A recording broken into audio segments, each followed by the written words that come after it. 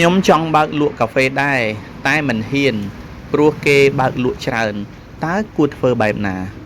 បាទតាក់ទងទៅលើការរស់ស៊ីមិនថាលក់កាហ្វេមិនថាលក់អ្វីផ្សេងៗក៏ដោយប្រកបណាស់គឺមានអ្នកលក់ដូរច្រើនដូចគ្នា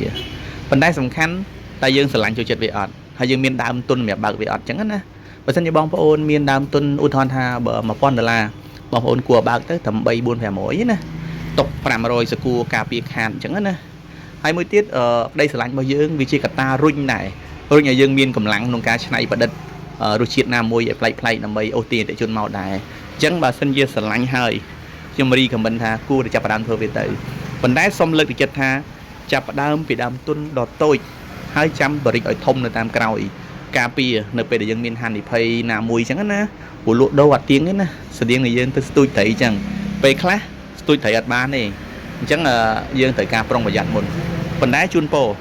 ឲ្យការចាប់ផ្ដើមនេះនឹងជោគជ័យតែម្ដង